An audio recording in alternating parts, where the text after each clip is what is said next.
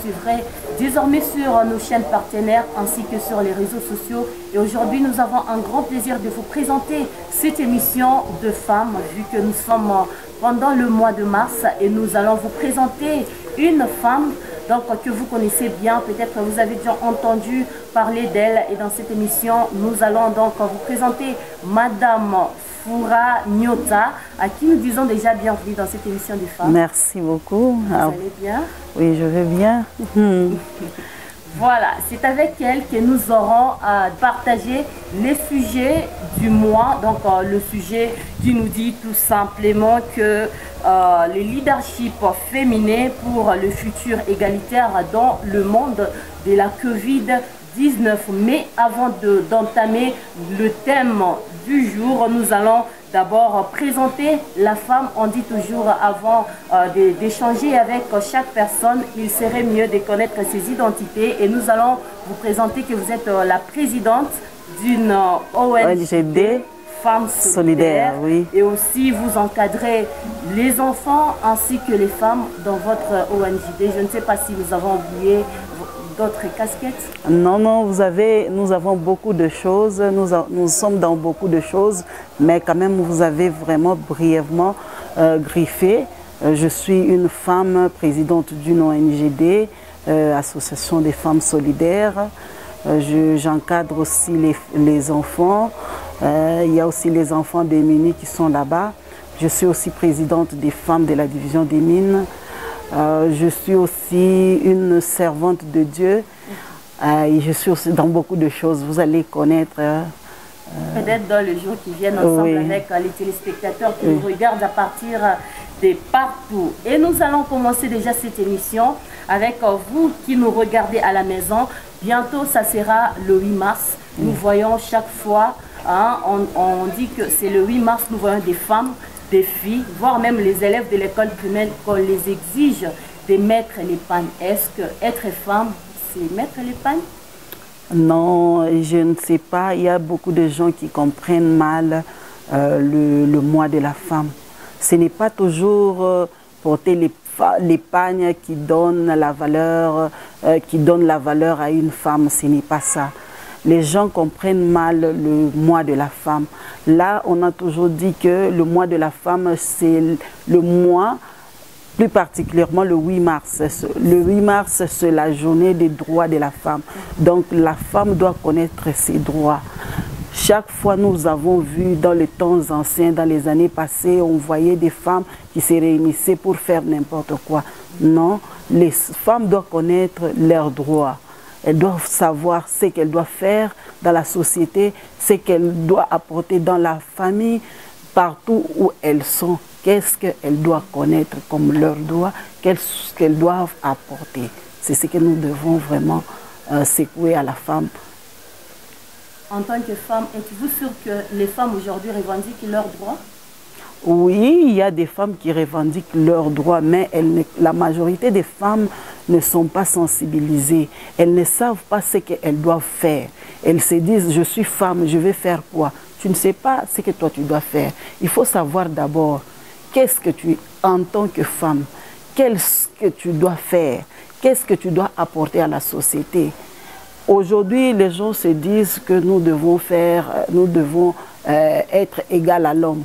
Mais il y a des femmes qui se retirent, il y a des femmes qui ne veulent pas travailler, elles attendent seulement à la maison, elles sont toujours là en train d'attendre, en train de s'occuper seulement des travaux ménagers, parce que ça, c'est ça qu'on a toujours attribué à la femme, qu'elle doit rester à la maison,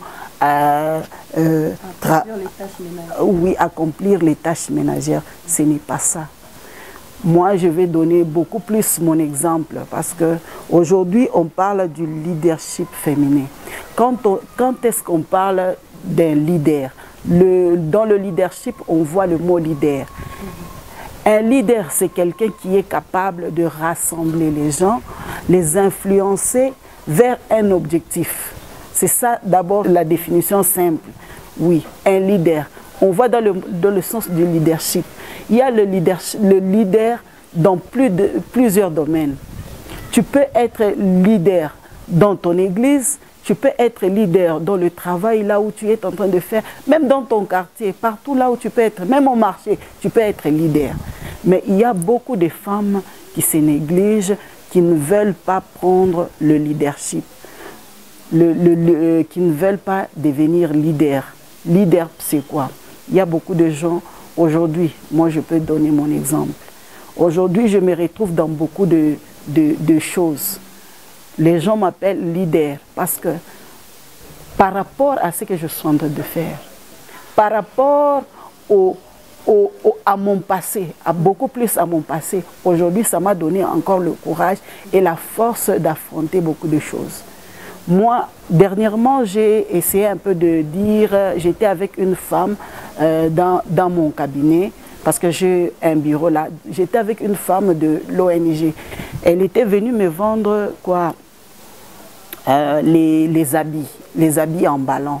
Elle est venue me vendre, elle a dit que non maman, moi particulièrement tel que je suis en train de faire, je ne peux pas faire je ne peux pas aller faire les travaux ménagères chez quelqu'un. C'est sa façon aussi de voir. La majorité, par exemple, moi je vais parler beaucoup plus dans le cadre des femmes que je suis en train d'encadrer, les femmes démunies. Les femmes démunies, dans le cadre, on est en train de pousser à la femme de beaucoup plus travailler dans l'entrepreneuriat. L'entrepreneuriat, ça signifie quoi? Se prendre en charge. Aujourd'hui, nous voyons, il y a beaucoup d'enfants dans la route, les enfants de la rue. C'est quoi? L'irresponsabilité des parents. Si la femme regarde que son mari ne travaille pas, parce que ces derniers temps, il n'y a pas beaucoup de travaux pour les maris. Les maris peuvent partir comme ça, chercher le boulot, mais ils ne trouvent pas. Mais toi, en tant que femme, tu te dis, non, moi je dois toujours rester à la maison. Comme mon mari ne travaille pas, je dois rester à la maison. Maintenant, quelles sont les conséquences? Les conséquences vont tomber sur les enfants. Maintenant, si tu es une femme responsable, si tu es une femme capable, une femme qui est mature, une femme qui prend la responsabilité, tu ne dois pas laisser les enfants parce que il y a même des enfants qui ont des parents à la maison, mais en train de vendre les sachets oui, au marché. Il y a des risques. Des parents. On peut dire que la maman est irresponsable? Oui, moi je vais dire ça. La maman est irresponsable. Tu ne dois pas faire souffrir ton enfant. C'est un autre devoir. C'est notre devoir. C'est ce que nous devons savoir. Les droits de la femme. Même encadrer ton fils. Même encadrer tes enfants. C'est ça les droits que nous devons savoir. Ce sont les droits et les devoirs que nous devons savoir. Si toi, un parent, tu laisses ton enfant aller. Aujourd'hui, nous avons vu, nous voyons beaucoup de cas, même dans les endroits là où nous sommes. Nous voyons beaucoup des enfants démunis, les enfants qui sont dans la route, cause des irresponsabilités de leurs parents. Si tu es vraiment une mère, moi j'ai toujours apprécié ma mère. C'était vraiment une femme battante. C'est là où j'ai beaucoup imité parce que c'était une femme tellement forte. Moi je me dis souvent, si je n'avais pas une telle mère, je ne sais pas aujourd'hui j'allais être où. C'était une femme forte, malgré tout ce qui s'était arrivé de mon enfance. Elle s'est battue. Elle s'est battue aujourd'hui, elle a payé pour moi les études. Pourquoi? Si toi, tu as traversé, par exemple, ma maman, elle était forte. Pourquoi moi aussi, je ne peux pas aider d'autres femmes? Je ne peux pas aussi aider d'autres femmes. Par rapport à notre vision de l'ONGD, l'Association des femmes solidaires, l'objectif principal, c'est quoi? Faire sortir une femme du minimum vers le maximum. Ça signifie quoi? Une femme peut sortir du néant vers un niveau élevé. Comment sortir? Comment aider? Tout ça, ce sont beaucoup de difficultés. Nous avons beaucoup de difficultés. En plus des femmes démunies, les femmes qui n'ont pas étudié, les femmes qui sont vraiment... C'est vraiment une tâche très difficile. Mais nous sommes en train de nous battre. Nous sommes en train de nous battre. La chose la plus importante, c'est de faire comprendre que tu peux sortir. les droits, à partir des droits de la femme, à partir du réveil de la femme. Donc la femme doit se réveiller. La femme ne doit pas rester seulement comme ça en train de dormir. Si tu te réveilles, tu prends la conscience, tu prends la décision que à partir de ce que je suis aujourd'hui, je peux changer. C'est déjà bon. Si tu te dis que moi je peux changer, je peux sortir du plan A vers le plan B. Je vous disais que j'étais avec une femme qui vendait les combos. On appelle les combos. Une femme qui vendait ça. Je lui ai dit, si aujourd'hui tu trouves un boulot, d'aller torchonner par exemple dans une entreprise, là où on peut te payer 500 $, dans la toilette d'une entreprise. Elle m'a dit, maman, tu me regardes d'abord moi tel que je suis là. Est-ce que je suis une femme qui mérite d'aller torchonner dans l'entreprise? Voyez d'abord avec une femme pareille. Maintenant, la journée là, j'ai pris presque 1 heure du temps en train de causer, la faire comprendre. Une personne d'abord dans sa tête, elle s'est dit, si je pars dans une entreprise en train de torchonner l'entreprise, à la fin du mois, on me donne 500 $. Elle préfère mieux commencer à tourner avec les ballons, les habits en ballon, là, 50 000 francs. Mais au lieu de prendre, de pousser encore l'intelligence, aller même dans une entreprise là où elle peut torchonner, même 2 mois, elle a un capital de 1500 $, même 1000 $, elle peut aussi développer. Tu vois d'abord son niveau par rapport à sa conscience. Elle est en train de penser que moi, si aujourd'hui je vais torchonner, torchonner dans les toilettes, c'est pas ça. Mais à cause, comme on est leader, nous, en tant que leader, moi je pousse à la femme de ne pas être complexée. Il ne faut pas être complexé. Tous ces gens que nous voyons aujourd'hui, des grandes dames, ils ont toujours une histoire. Telle que tu es là, tu es là, même en étant journaliste, tu as rencontré aussi plusieurs difficultés. Les difficultés que tu rencontres, ça te pousse encore à aller de l'avant. Moi, en tant que femme, je suis là en train d'encourager les femmes à se battre, de ne pas se négliger. Tu peux sortir d'un point A vers le point B. Aujourd'hui, on rencontre. J'ai vu dernièrement l'émission de maman Denise. Denise, elle est là. Elle a expliqué aussi son histoire. Elle n'est pas aujourd'hui, aujourd'hui les gens sont en train de la voir, ils sont en train de dire non, non, cette dame elle est comme ça. Mais si elle te raconte son histoire, vous n'allez pas vraiment aimer. C'est pourquoi moi j'ai toujours encouragé la femme. Je les encourage chaque fois, tel que je suis avec elle, et je les encourage. Les mamans, ne restez pas derrière.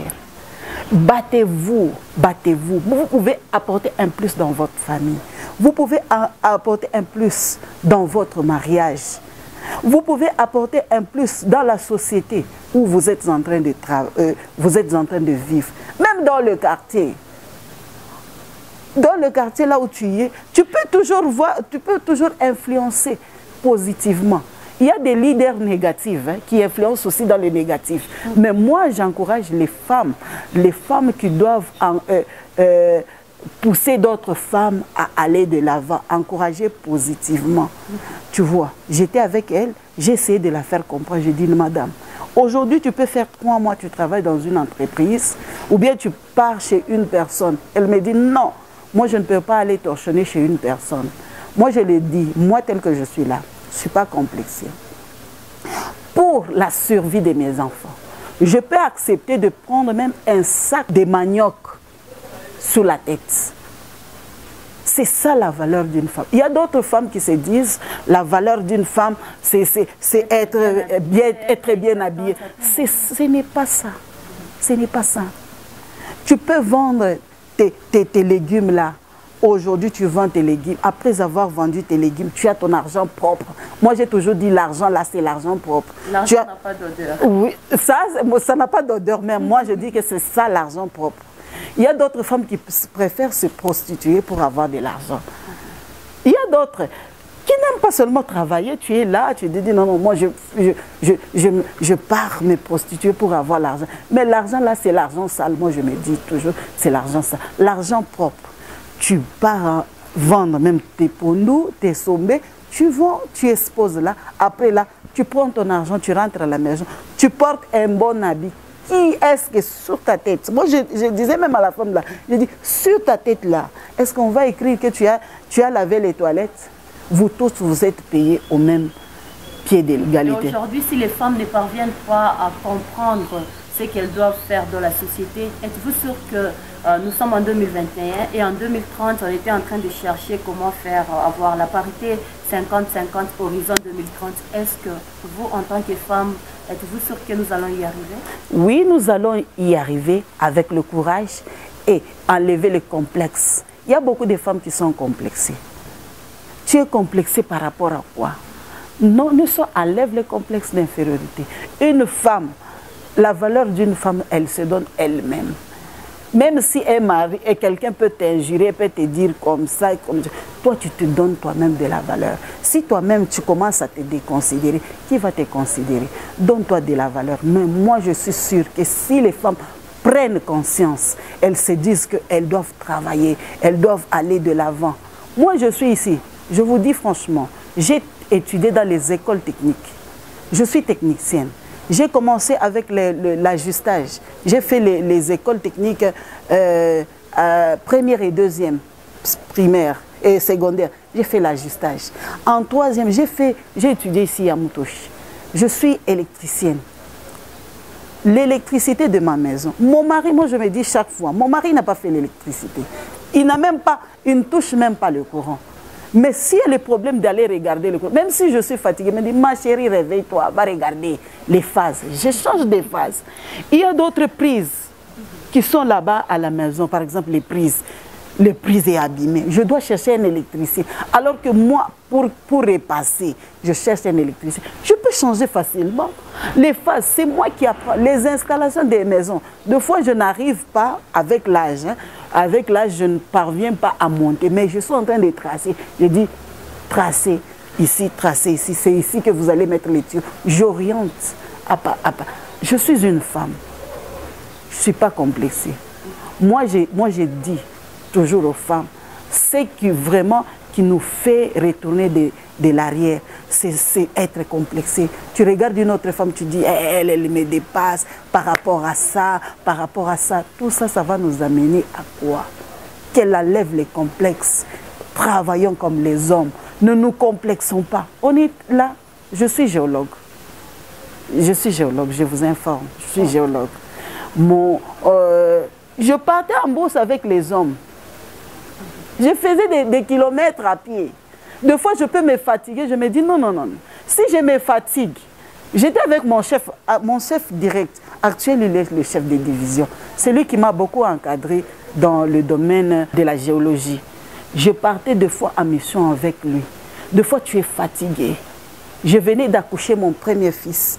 On était parti un jour faire le bornage de la concession minière, d'une concession comme ça. J'avais un enfant. Mon premier fils aîné avait 6 mois. Mais je me réveillais très tôt matin. C'est 7 heures. À 7 heures, on doit déjà sortir. Mais je dois rentrer encore le soir. Tout ça, malgré que j'étais fatiguée, mais je me donnais, je me forçais. Pour qu'un jour, on ne puisse pas dire que cette femme, elle n'est pas compétente. Il faut se donner. Il faut se donner, il ne faut pas toujours rester là, il ne faut pas rester trop féminine. Donc tu es là, tu te dis non, je suis... Non, nous pouvons, si nous voulons vraiment le développement, nous voulons vraiment les 30% là-bas, il faut s'y mettre aussi. Il faut s'y mettre. Bon, aujourd'hui, il y a des hommes, par exemple, moi je suis à la maison, mon mari a beaucoup d'argent. Est-ce que je suis obligée de travailler? Ce n'est pas seulement, ce n'est pas mauvais de travailler, on se complète. Moi j'ai toujours dit, une femme, le mari, si toi tu as beaucoup d'argent, tu peux créer même quelque chose pour ta femme. La femme aussi, telle que tu es la maman, tu as des besoins. Il y a d'autres besoins que tu ne peux pas. Tu peux aider même ta famille. Chaque jour, tu aides ta maman, tu aides ton oncle. Chaque jour, si tu commences à demander à ton mari, il va te dire, toi aussi tu exagères. Des fois, tu as besoin des petits besoins que tu peux acheter. Il y a ton beau-frère qui peut venir à la maison. Là-bas, il a besoin même d'un sucré. Aujourd'hui, le jour là, tu n'as pas d'argent. Qu'est-ce que tu vas faire? Mais si tu as quelque chose que tu as les activités. Tu peux sauver même le mari. Tu peux même le sauver. Des fois, même si un mari a beaucoup d'argent, des fois, il peut arriver un jour, là, le jour n'a pas d'argent, mais il demande à la caisse, maman, est-ce que tu n'as pas quelque chose? La caisse là que nous mettons, qu'on nous donne pour la provision de la maison, je peux pas aller récupérer même là-bas. Je sauve aussi la maison. Voilà, très chers téléspectateurs, nous continuons avec cette émission Femmes et Développement. Vous nous regardez à travers les réseaux sociaux. Nous sommes là en train de parler de la femme qui est la gardienne de la maison, la femme qui est une gestionnaire. Et aujourd'hui, nous avons un grand plaisir de recevoir Madame Foura Nyota. C'est avec elle que nous sommes en train d'échanger sur les thèmes internationaux qui nous dit le leadership féminin pour un futur égalitaire dans le monde des Covid-19. Avec vous toujours, est-ce que la femme aujourd'hui, avec la crise qui frappe le monde actuellement, quel est l'apport de la femme dans cette pandémie de Covid-19? Moi, vraiment, il y a beaucoup plus. Parce que moi, je vais donner toujours l'exemple de mon ONGD. La majorité des femmes que j'encadre, ce sont des femmes démunies. Elles s'occupent beaucoup des champs. Si on part dans les villages, là où je suis en train de circuler, tu vas regarder, il y a beaucoup plus de femmes qui travaillent. Par rapport aux hommes, ce sont elles qui sont vraiment au four et au moulin. Elles travaillent beaucoup. Elles apportent aujourd'hui avec la crise. Dernièrement, il y avait crise de farine. Mais avec elles cultivaient les patates douces, les maïs, tout ça. Elles font vraiment quelque chose. Elles apportent un plus à la société par rapport au Covid, même si à la fin, elles doivent apporter quelque chose. Il faudrait dire que la femme est à la maison, c'est elle qui prend soin des enfants. À chaque moment, c'est la femme qui stimule les enfants. Oh, lavez-vous les mains, ne jouez pas avec ça. Moi, je pense que la femme contribue beaucoup plus dans le monde des Covid-19. Avec vous, Madame Foura Nyota, vous avez dit que vous encadrez les femmes ainsi que les enfants dans votre ONGD. Je vais d'abord savoir, est-ce qu'il y a une main des autorités ou bien vous prenez en charge vous-même, vous vous occupez vous-même de ces enfants ainsi que ces femmes? Vraiment, nous avons une grande souffrance. Nous, on avait commencé au début. On avait acheté même un terrain là. Là, on voulait construire notre école. Les femmes se cotisaient. Nous-mêmes, on se prenait en charge. Avant d'abord que quelqu'un vienne t'aider, il faut d'abord toi-même te prendre en charge. On faisait des cotisations de 1000 francs chaque mois. Chaque mois, comme on était nombreuses, vous êtes à 3000 femmes. Si on fait 1000 francs par mois, c'est 3 millions de francs, 3 millions de francs mensuellement. Avec cet argent, on pouvait faire beaucoup de choses. Avec le Covid qui était venu, les confinements, ça nous a tellement beaucoup compliqué. On se débrouillait comme ça, par-ci, par-là, mais jusque-là, on se bat. On se bat, on n'a personne pour nous aider. Nous avons introduit un projet au gouvernorat pour qu'on nous aide dans la construction de l'école. Jusque-là, il n'y a rien. Jusque-là, il n'y a rien. Mais moi, je demande particulièrement, s'il y a des gens qui peuvent venir en aide, il ne faut pas aider quelqu'un seulement, il est de ta tribu. Il faut aider tout le monde. Oui, il faut aider tout le monde. Il y a des gens qui attendent seulement les élections pour venir aider. Non, non, non. Il ne faut pas faire ça. Avec les femmes que je suis en train d'encadrer, ce sont des femmes, même si j'ai fait une conférence avec elles, parce que nous faisons chaque fois des conférences. Je peux les appeler, on va commencer la conférence à 9h. Mais tu vois, il y a des femmes qui arrivent là-bas, même à 6h. Ce sont des femmes qui ont la volonté, mais les manque des moyens. On n'a pas des moyens, mais on est là, on se débrouille, on essaie un peu de les encourager et de les motiver, hein, parce que je sais qu'avec le temps, Dieu va nous aider. En tant que présidente, est-ce que vous avez une manifestation que vous avez organisée pendant ce mois de mars où vous aussi, vous emboîtez les pas des femmes qui se disent le 8 mars, il faut seulement se cotiser pour porter des pagnes. Est-ce que vous avez organisé quelque chose? Oui, nous allons organiser, pas maintenant, nous allons organiser à la fin du mois avec les femmes de l'ONGD. Vous voyez, avec le Covid, ça a beaucoup retourné des choses en arrière, mais nous allons nous battre parce qu'on a dit avec le thème dans le monde de Covid, donc nous devons nous adapter à ça. Avec le Covid ne peut pas nous empêcher de faire quelque chose. Le Covid ne peut pas nous empêcher de travailler. Le Covid ne peut pas nous empêcher d'aller au boulot. Mais nous devons nous habituer avec le Covid, même s'il faut faire des manifestations, mais avec les gestes barrières. Nous allons organiser quelque chose vers la fin de ce mois dans le cadre de l'ONG. Mais avec les femmes de la division des mines, je sais que c'est bientôt là, nous allons aussi organiser quelque chose avec eux. Voilà, nous sommes arrivés presque à la fin. Avant d'éclore complètement, si vous avez un message à donner à toutes les femmes qui nous regardent à travers les réseaux sociaux ainsi qu'à travers toutes nos chaînes partenaires, un message? Un message particulier, j'aimerais vraiment encourager la femme. J'aimerais que les femmes ne se sous-estiment pas. Oui, elles sont capables de changer. Elles sont capables d'aller vraiment vers ce qu'elles veulent. Hier, j'étais avec un monsieur là qui donnait un témoignage de la femme de Obama. Obama lui disait que si je n'étais pas avec toi, est-ce que tu allais être la femme du président? Mais la femme de Obama, elle a dit non. Même si j'étais avec un jardinier, si ce jardinier aujourd'hui, il est là, si moi j'étais à côté de ce jardinier, aujourd'hui, le jardinier pouvait devenir un président. J'allais être président. Voyez, elles doivent croire en elles-mêmes.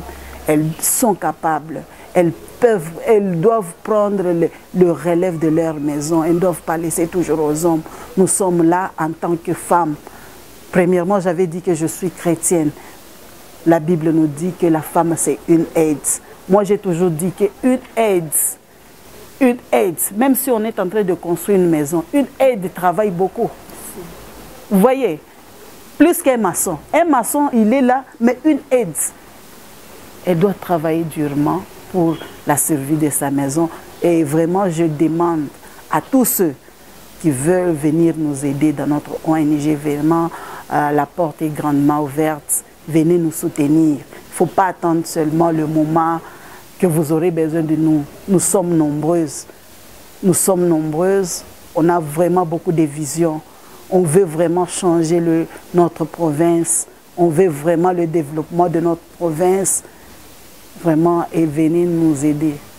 Merci à vous tous qui nous regardez. Merci au manager Jules Welo Odimba. Merci à toute la grande équipe d'Actu Plus P143 pour cette bonne réalisation. Merci à toutes nos chaînes partenaires. Nous allons vous retrouver très prochainement dans un autre numéro que nous allons vous présenter une autre femme.